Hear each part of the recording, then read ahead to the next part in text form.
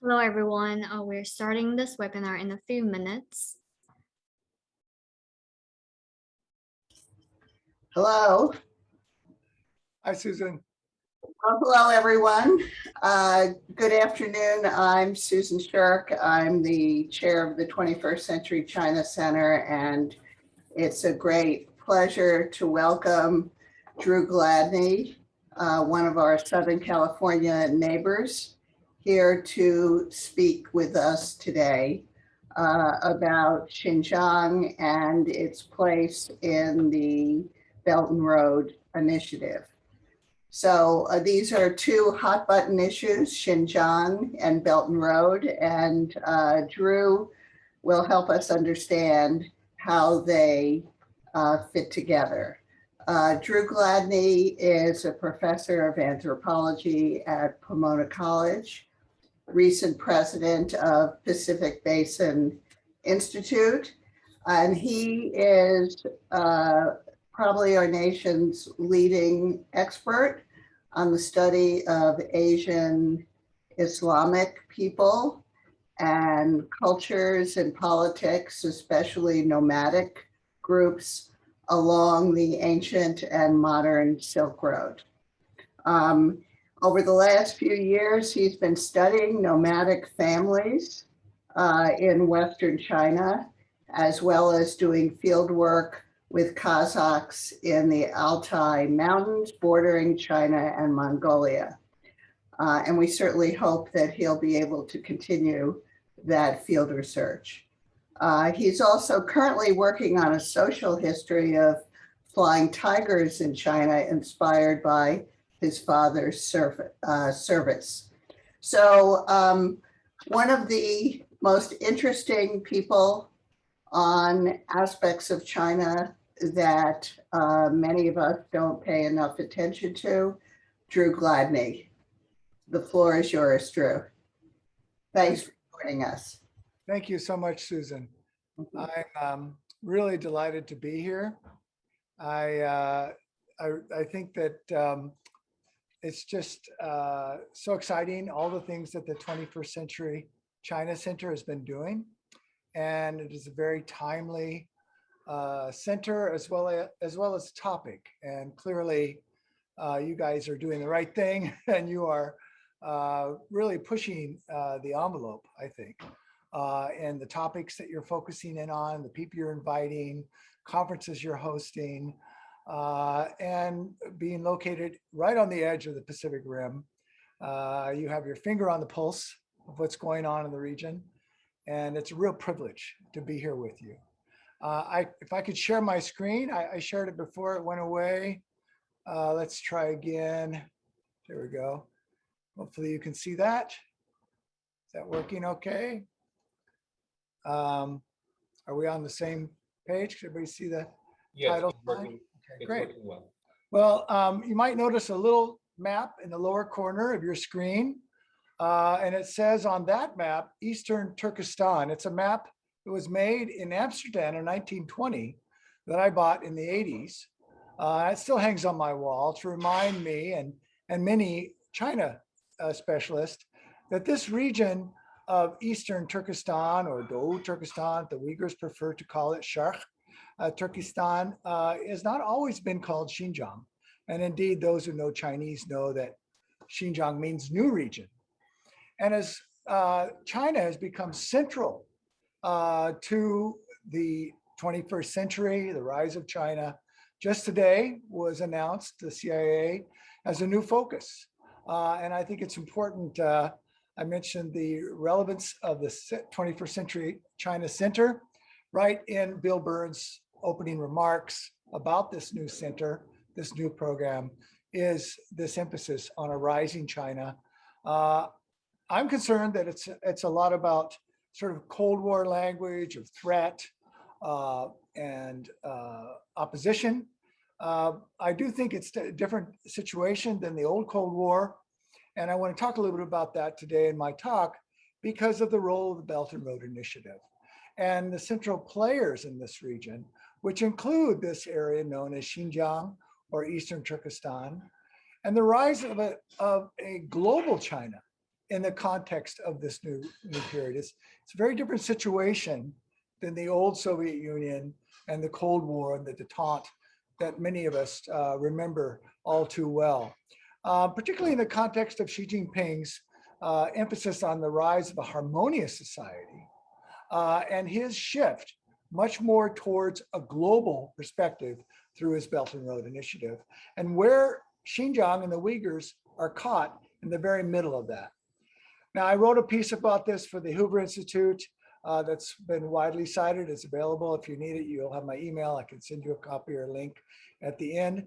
But basically, I argued in that piece that Xinjiang is both bridge and barrier to Xi Jinping's Belt and Road Initiative, and primarily because it has become a kind of political football between the East and the West.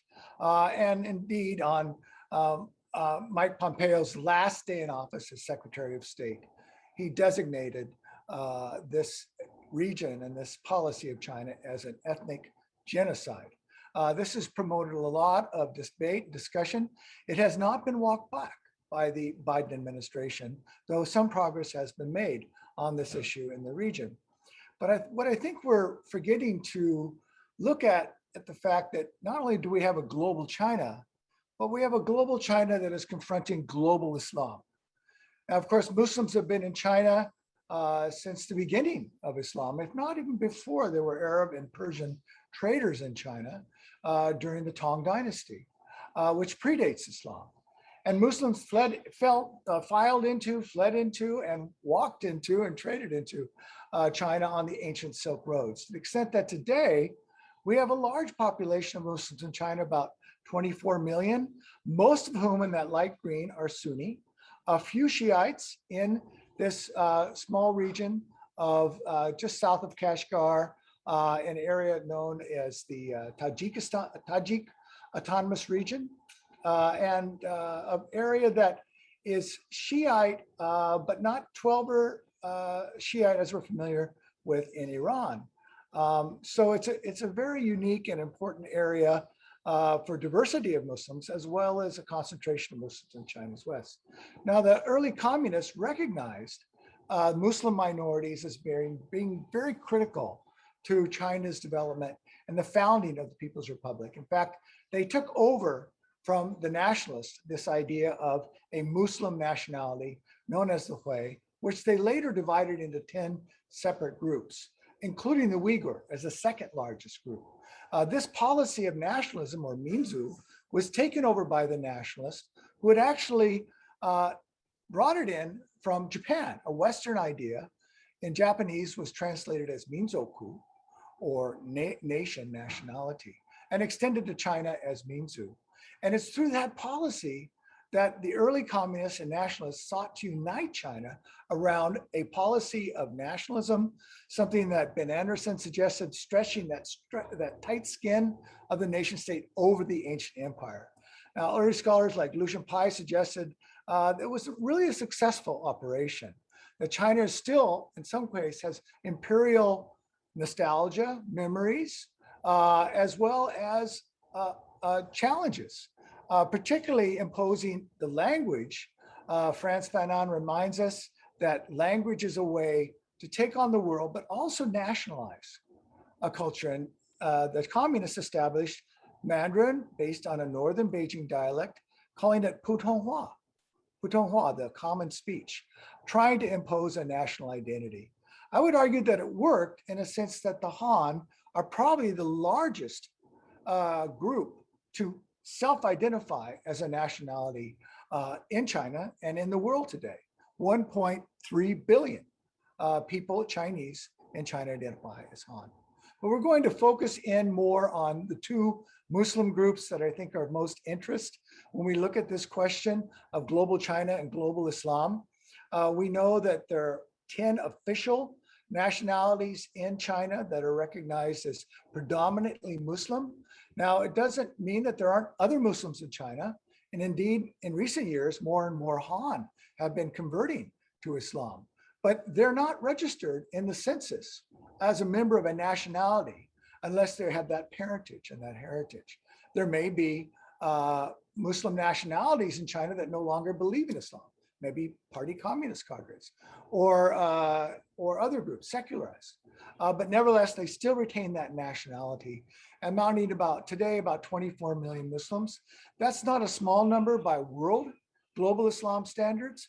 In fact, it's a very large number when we compare Muslims in China to, say, in the Middle East or even Europe. So I'm going to focus a bit just on the Hui. They're the most spread out of the Muslims in China. They were the first to be recognized as a nationality under the nationalists.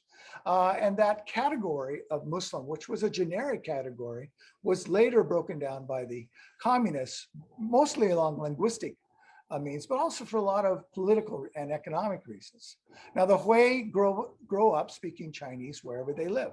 In the north, Mandarin, but in the south, Cantonese.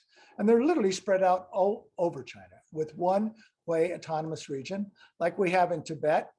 We have Ningxia for the Hui, Tibet for the Tibetans, and Xinjiang for the Uyghurs. How did they get there? I was always curious to find so many Hui all over China. Clearly, it's the Silk Roads, and from which Muslims came into China, and some of them left for purposes of trade or even pilgrimage back to Mecca and back to their homelands. The Hui trace heritage to the Saudi Peninsula, to Arabia, to Central Asia, to Turkey and Mongolia. And one of the characteristics of the Hui is that they have taken on Chinese culture, Chinese architecture, Chinese language, of course.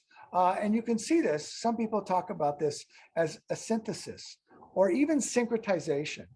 I resisted that characterization of the Hui as syncretized. We're going to talk about that a little bit later in this talk because of Xi Jinping's new policies and how he has been approaching syncretization, particularly with regard to the Uyghur, but it also affects the Hui as well. This is the mosque in Xi'an. Many of you may have visited it. Certainly doesn't look like a mosque that many of us would recognize.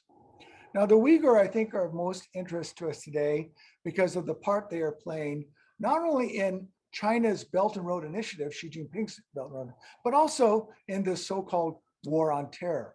And the Uyghurs were caught up in that, so much so that some of them, over 20 of them, were taken to Guantanamo Bay, Gitmo, and held there for over 10 years. All of them, thankfully, have been released. None of them were found to be terrorists vis-a-vis the United States, although most of them were engaged in some sort of action against China, or they were fleeing China, etc. Now, Xinjiang, where the Uyghurs are primarily concentrated. Remember, we noticed that the Hui are spread out all over China, but for the Uyghur, about 95% are in this region known as Xinjiang.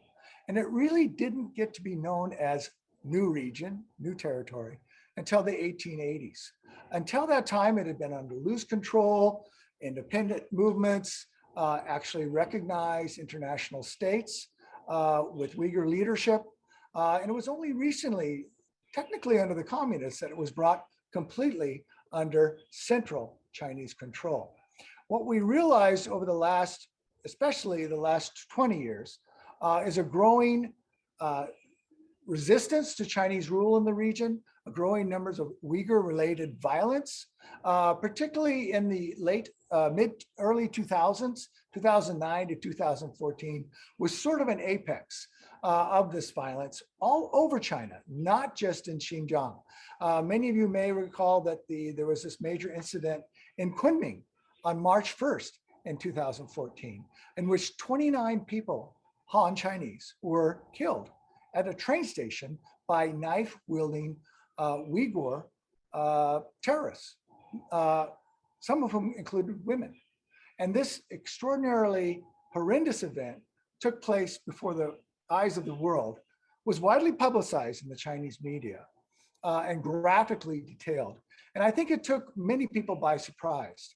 This was after a riot that took place later in Xinjiang in 2009 on July 5th. This incident followed that. And that also took the world by surprise. Nobody had realized in China or outside the level of violence that was in the region. But I want to call your attention to the incident that took place on April 30th in Urumqi, in which a bomb exploded and a very important person was there when it exploded, and that was Xi Jinping. He had actually been visiting Urumqi, and he was scheduled to visit the train station on the very same day as the bomb went off. Fortunately, he was not near there. There were people killed, and people were attacked again by knives. Very low level Molotov cocktail style bombs and knives, but nevertheless, I think earth-shaking to the political leadership of China, that their leader could be so close to such a violent incident. And we've seen that with the rise of China under the leadership of Xi Jinping, we have an entirely new situation where China has very strong leadership, but in a global position of influence. You may not read Italian, but hopefully you read Francesco Sissi's weekly articles, in which he points out that the party is more unified than ever before because of the many purges that have been taking place and the almost neo-Maoist leaning of a strong leader under Xi Jinping. This has really altered the situation for the Uyghurs, because in the past, they were somewhat off the periphery, out of people's attention. But my thinking is that with that bomb going off so near to where Xi Jinping was, and with his beginning to launch the Belton Road Initiative, he saw in a very personal way the importance of resolving this situation. And his approach has been draconian, it's been autocratic, and he has argued the strike first campaign, not strike hard campaign, something that had been launched before him, but this strike first. In other words, strike before anybody can even begin to organize or things get worse.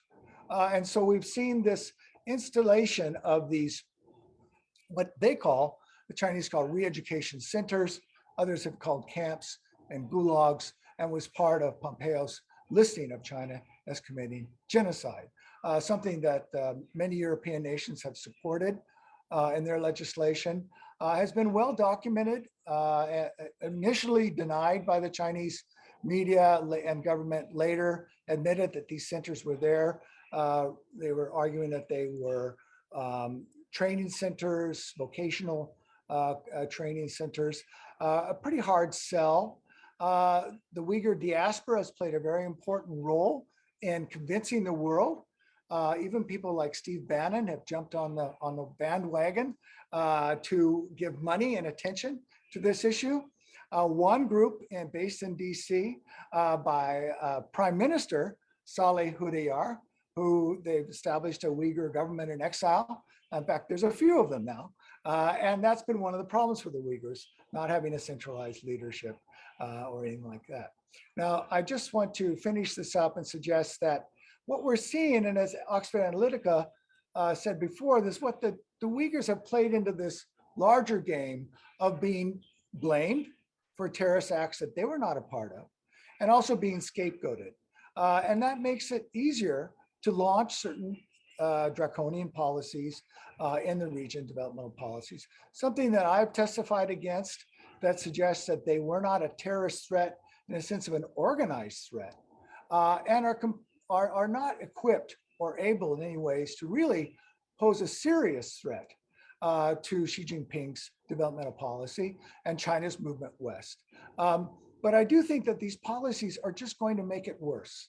In other words, self-fulfilling prophecies, that these kinds of draconian policies will only stir greater resentment and greater problems for China down the way. And I'm very concerned that this is exactly what we will see happening in the distant future, not only in China, but around the globe, with the large Uyghur diaspora and the tremendous amount of sentiment and support that they've received by Muslims around the globe on the street. Now, Muslim governments have not generally supported them, partly because of this Belt and Road Initiative, for which primarily Muslim majority countries stand to receive greater support. And why is this? Of course, China in 1993 became an oil importing nation, which started what many scholars have then begun to call a cool war. And now it's becoming much more, and we hope not never a hot war, but certainly a much more important competition between the United States and China for energy resources. Now this Belt and Road Initiative, of course, is following the ancient Silk Roads that originally brought China and Chinese goods to the West overland, and to some extent by sea on the maritime routes.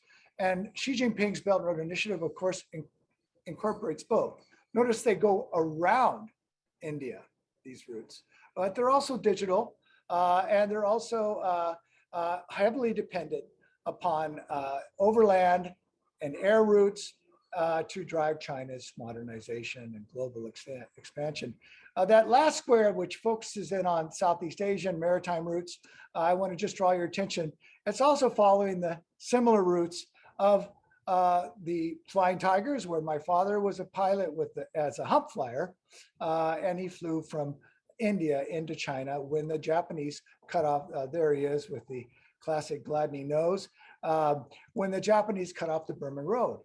It was the one airlift that kept China open and in the war, and provided weaponry, mostly oil, as well as some medicine supplies to the Chinese armies as they fought the Japanese.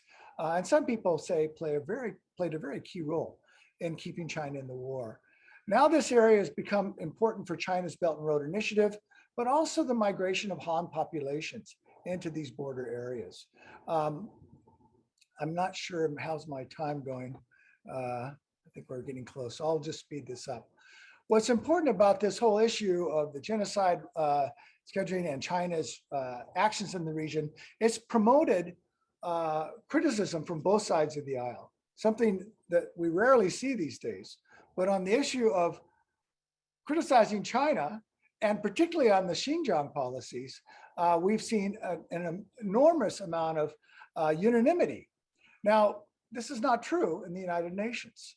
And what we have seen is that many of these Middle Eastern countries that have benefited from China's investment through the Belt and Road Initiative and prior to that are reluctant to criticize China.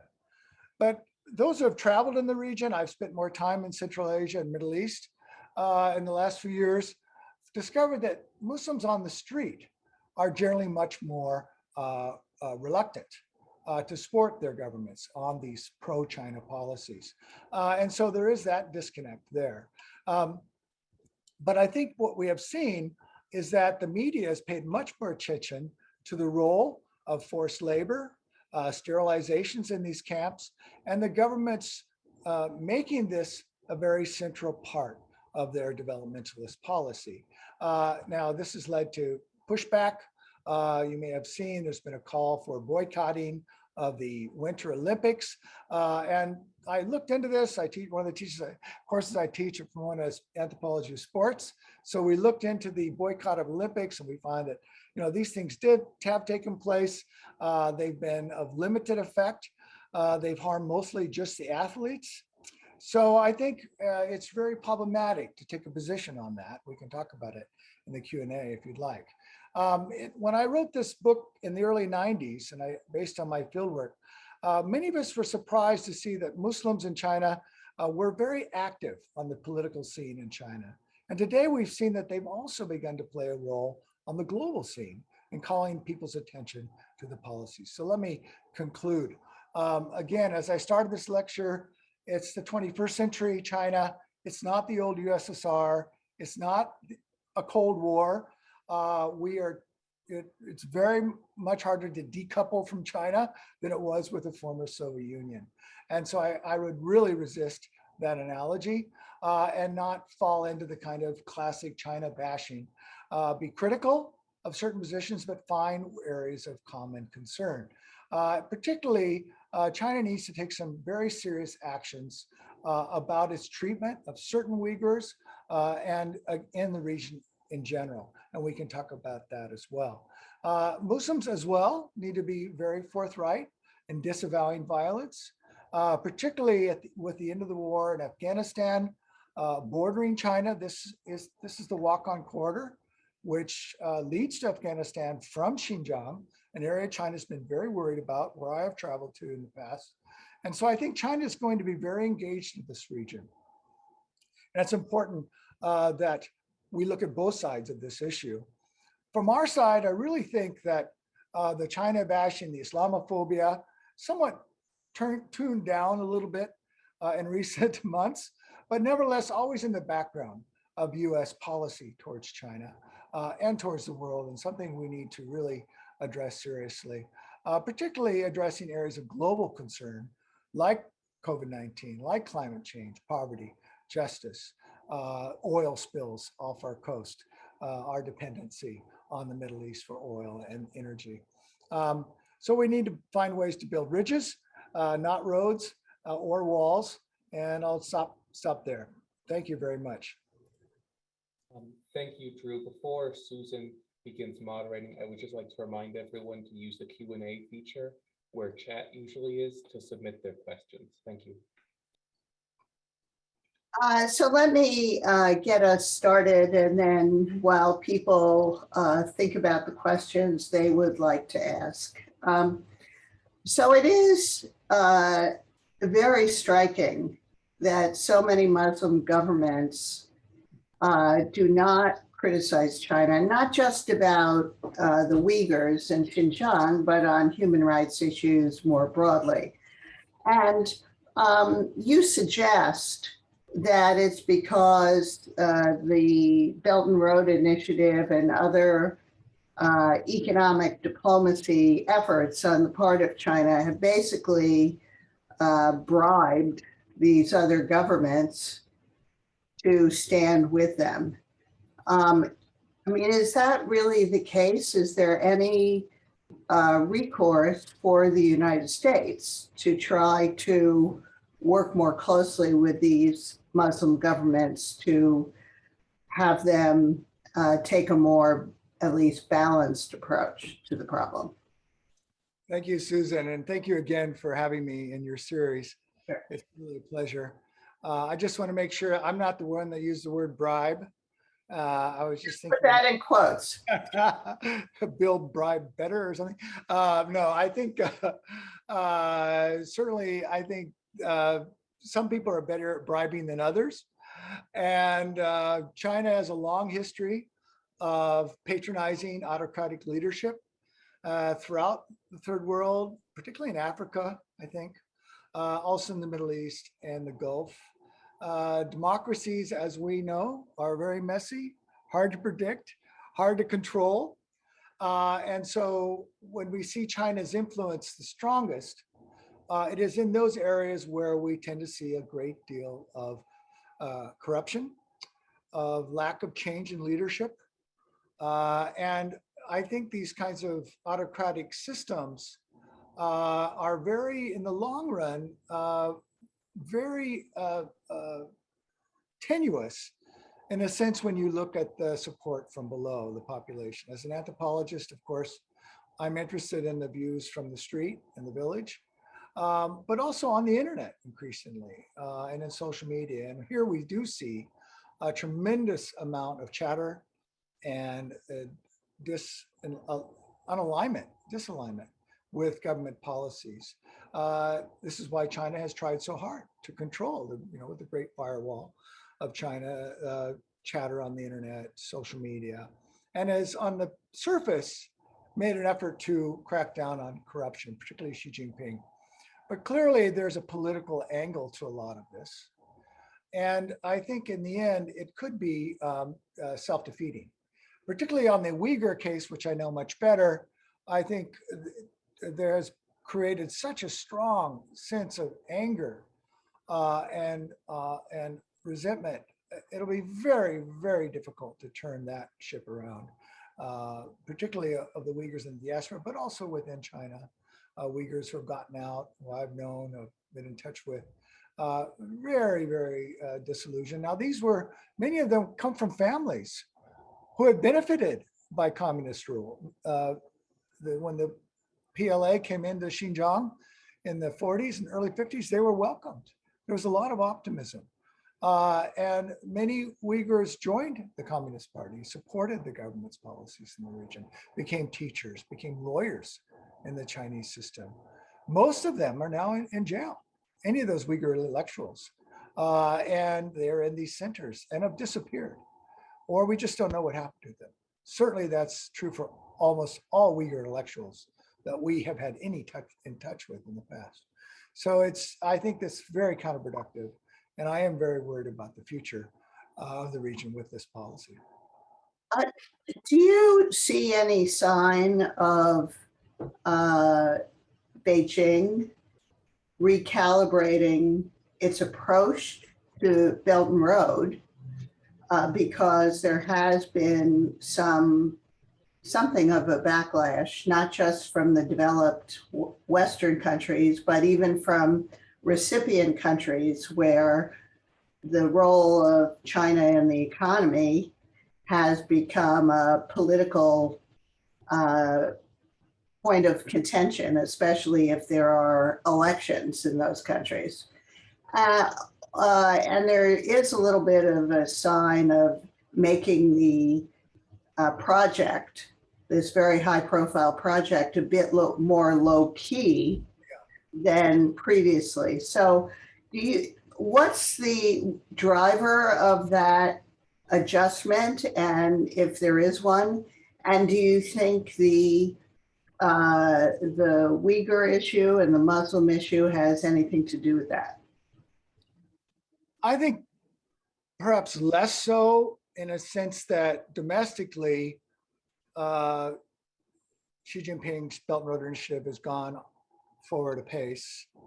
Certainly it's run into some major stumbling blocks with the Hongdae Crisis, the Everbright crisis, and Evergrande.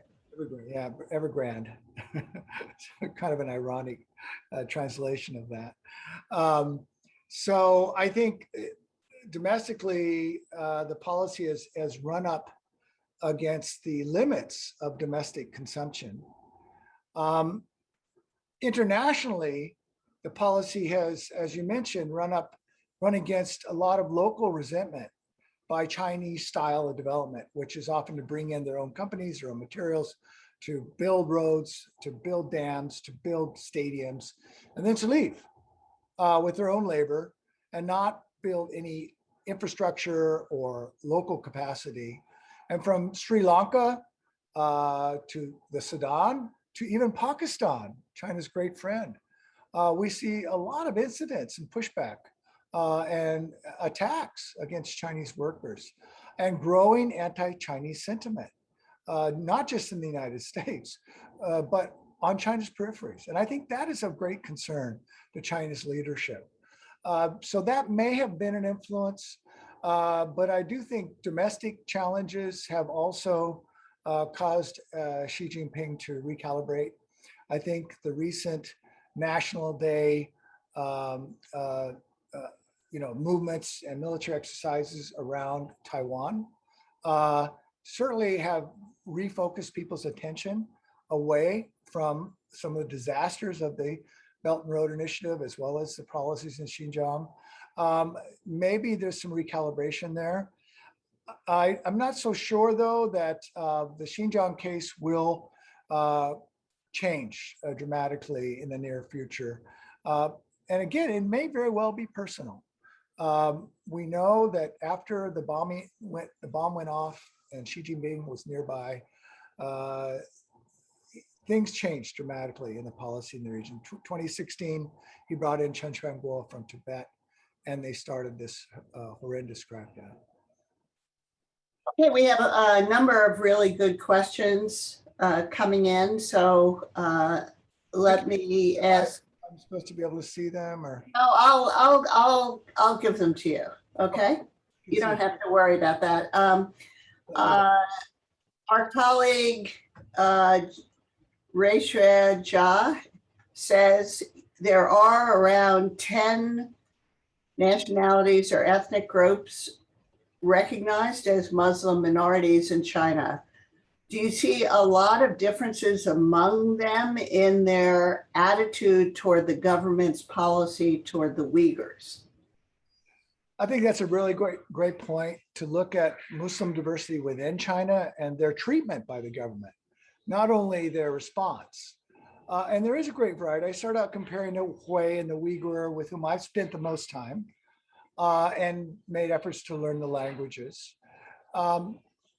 But clearly, among Kazakhs, they've often been the group that have been pitted against the Uyghurs in Xinjiang, but they've been swept up in these education centers and camps as well.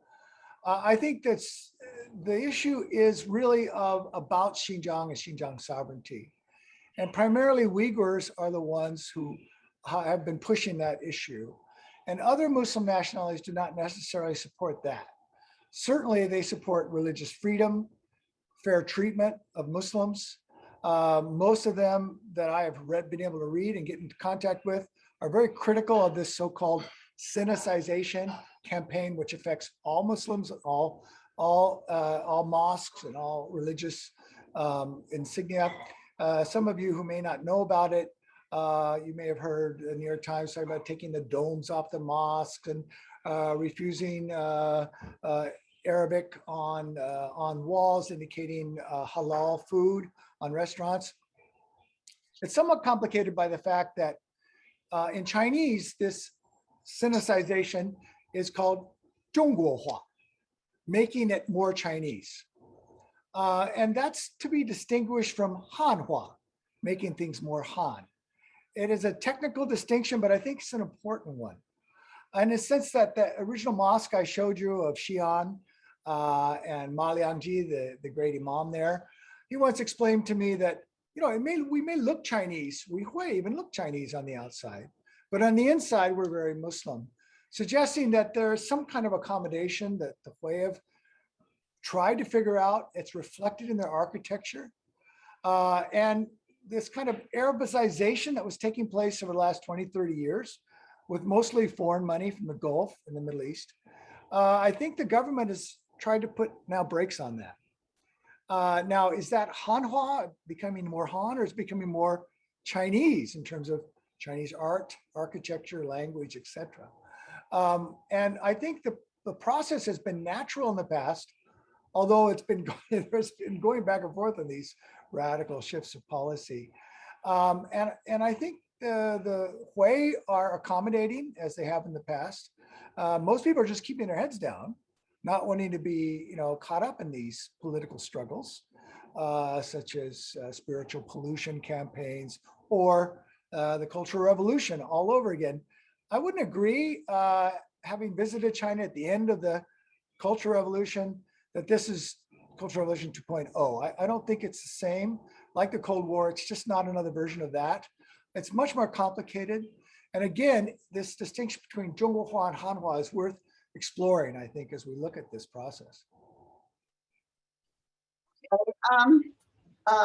Lei Guang asks, how different is Xi Jinping's policy toward Xinjiang and the Uyghurs from that of previous governments, meaning going back to Deng, Zhang, Hu Wen? Is it really sort of the same, just a little tougher, or is it really significantly different? Yeah, thank you so much, Lei Guang, for bringing that point up. I think it's qualitatively and quantitatively different, mainly because the world has changed, globalization. Xinjiang is much more critical to China's development and to the Belt and Road Initiative than it was in the past. And also population shift. I showed that one map. I didn't have a chance to really talk about it, but when the communists came in to Xinjiang in the 40s and 50s, Chinese statistics document that there are only about 4% Han in the region. Now there's 40% Han. And that huge migration of Han has completely changed the region. And so the Uyghurs are only barely, if that, a majority in their own autonomous region.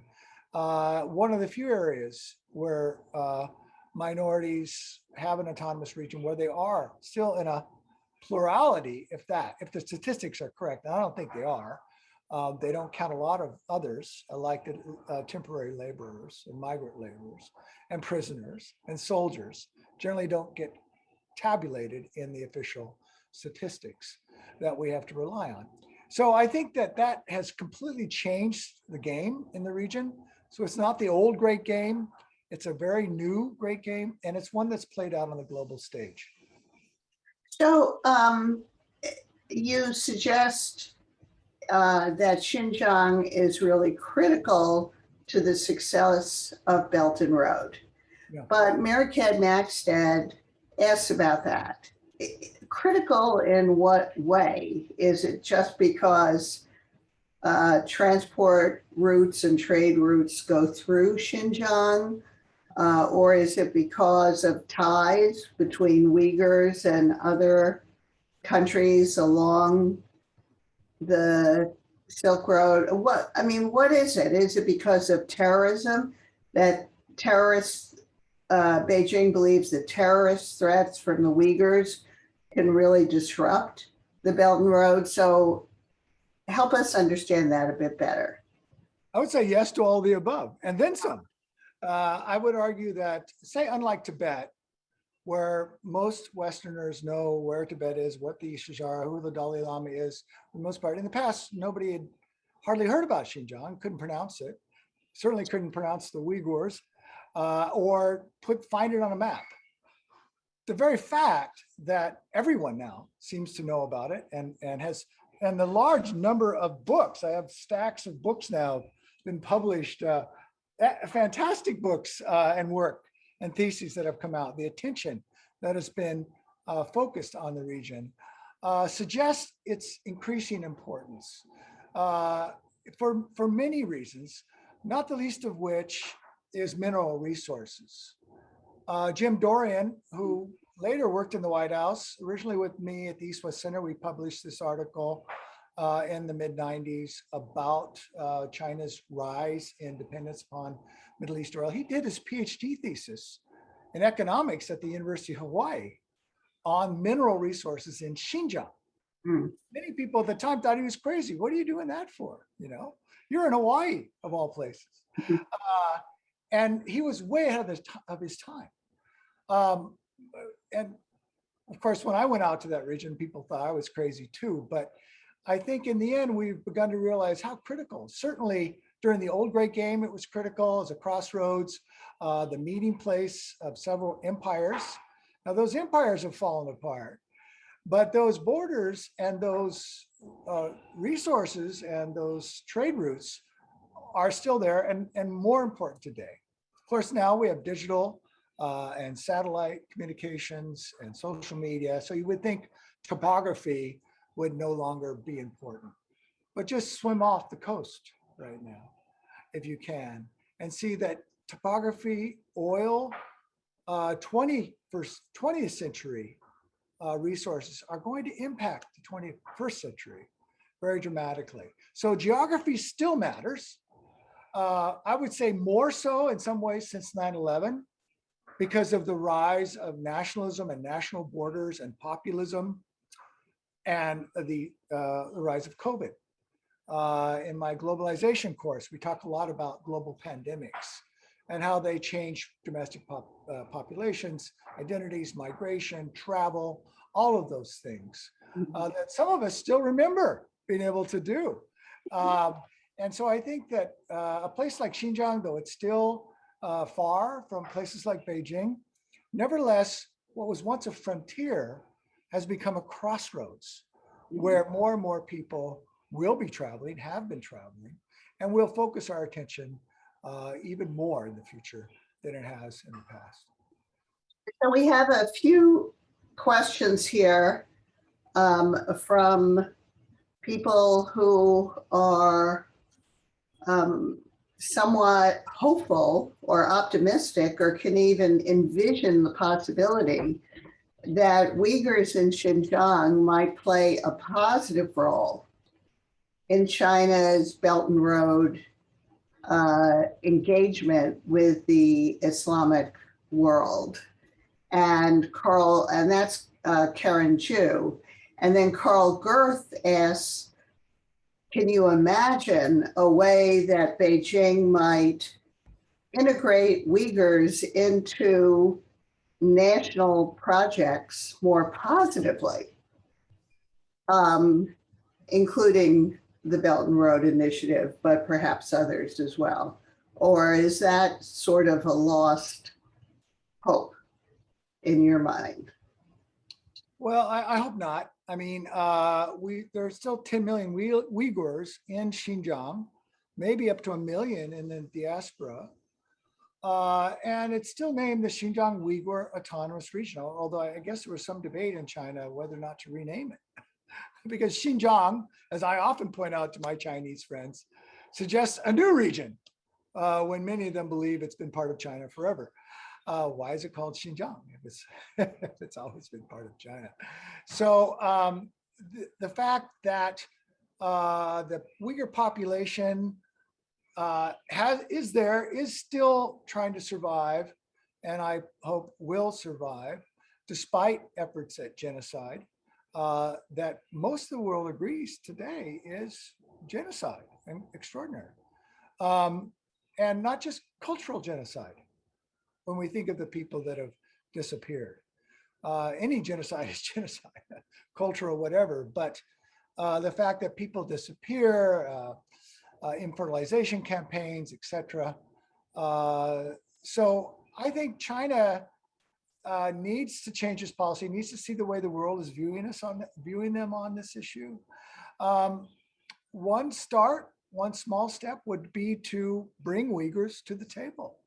You know, there have been dialogue with the Dalai Lama and his representatives.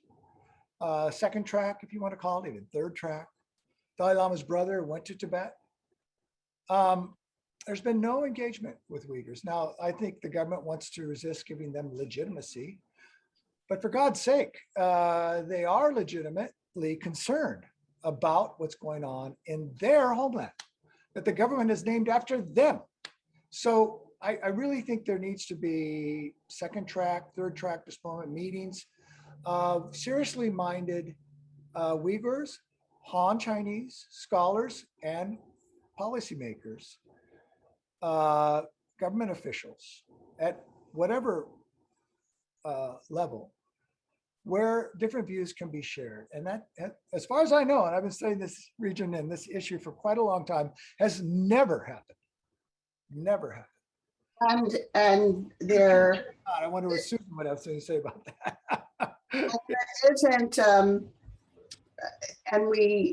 do we think that there is any debate I think so, yeah.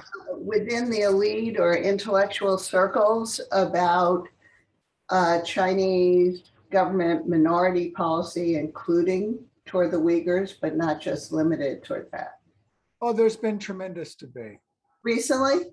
Yes, recently, led by even anthropologists trained in the West.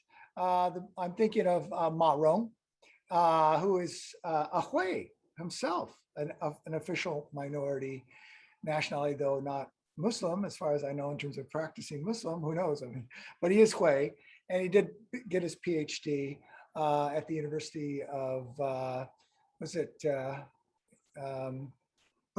University, and he has suggested that they dismantle this Minzu paradigm, for which he and the Hui have benefited to some extent, for fear that China might become another former Soviet Union and dismantle along those lines. Mm-hmm. So yes, there's been a lot of debate about this. Okay. Another question from our colleague, Wei Shirk. She's wondering how the Beijing's policy toward the Uyghurs has impacted the Xinjiang economy, and maybe I'll also throw in the sanctions. have they also impacted Xinjiang's economy? Yeah, I would. Meaning mostly American sanctions and European sanctions on cotton and tomatoes and other things. Yeah, I would point. Silicon.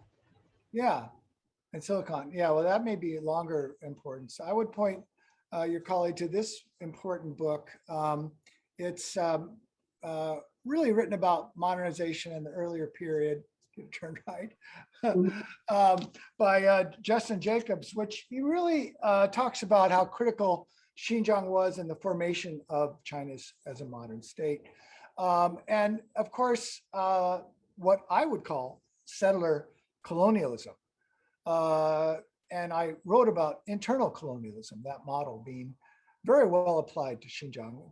My Chinese colleagues didn't like that term very much because, of course, China is not a colonial state. But when we look at places like Tibet and Xinjiang, models of settler colonialism and internal colonialism apply very, very nicely. Now, on the issues of sanctions, I think, of course, wherever they've been applied, whether to South Africa or whether to Russia, are of questionable value. In South Africa, I think they played a very important role, but primarily in terms of fostering internal dissent and dialogue and awareness and global debate. I'm not sure that they really caused the downfall of these various governments directly, and I don't think it can be very well measured. But what about on Xinjiang itself? The Xinjiang. I think again, it's a difficult thing to measure because, of course, China is very good at the shell game of changing the names of corporations, of moving the supply chain, of fragmenting the supply chain and moving it abroad. So goods that might be produced, say textiles, for example, in China might be transshipped to Vietnam and then relabeled. And it's very, very hard. I think it's really much more symbolically important for provoking debate. Certainly within China, it's made Chinese consumers very angry and want to buy only Chinese to resist this kind of what they regard as anti-China bashing, anti-China sentiment. And so it provokes debate. And I think maybe as an anthropologist, I think that might be more, the symbolic capital might be more important than the actual capital, which is very, very hard to measure. Even scholarship on apartheid sanctions have, I think the jury's still somewhat out on how exactly it affected the regime that was in power at the time. Let me ask one last question from Wang Yiting. Asks about, do you have some sense of how Uyghurs are coping with the situation that they are having to endure now? And what might everyday resistance look like in Xinjiang? Now, of course, you haven't been there doing field work for a while, but based on your contacts, do you have some sense of what's happening on the ground and how Uyghurs are reacting and coping? Yeah, I really appreciate the question. And it shows a degree of empathy and concern that is something I think we all should share. I think if you manage to talk to any Uyghur, either online or abroad or in person, you will be amazed at the deep sense of anger and sadness and isolation that they feel. There was a report on the BBC the other day of a Uyghur who had made it extra CNN. They'd actually traveled to Norway to meet with him, who had come out of a prison. They talked about a male guy, talked about gang rape and regular beatings and being forced to cooperate and participate in that. It's horrendous. Now, I've not been back to Xinjiang. The government's made sure of that. I was able to go to a couple of places like Kunming when I was working on this project about my dad and the hump flyers and social memory and all the museums and World War II memories. I kind of hope that someday we can come back to the point where we can cooperate with China on important issues that confront our humanity, all of us, like climate change, like poverty. And then together we can maybe resolve some of these issues, like integration and migration and border issues. So I hope that can lead to better things, but right now I'm not very optimistic about it. I'm sorry about that. I wish I could be. Okay, well, I think it's we've reached the end of our hour. Thanks so much, Dru Gladney, for helping us understand what's happening in Xinjiang and how it interacts with this big global initiative of Xi Jinping, of the Belton Road Initiative, and really look forward to seeing and hearing more of you in the months to come because you're not too far away. And to those of you in the audience, please keep checking the 21st Century China Center website for notifications, announcements about our other events that are coming up. Here are some of them in October. Fareed Zakaria speaking nationally, and then our colleague Michael Davidson from our faculty will be giving his own comments after Fareed Zakaria speaks. Then Yang Chung, who is an extremely interesting scientist who's now shifted over to doing research on scientific collaboration between US and China at Yale Law School, will be speaking. And then we're going to have an interesting talk by Jennifer Pan on Chinese state media on Twitter and the narrative that the state media Twitterers are trying to promote. So please join us again. We appreciate your gathering with us. We look forward to the time we'll be doing it in person. Thanks very much.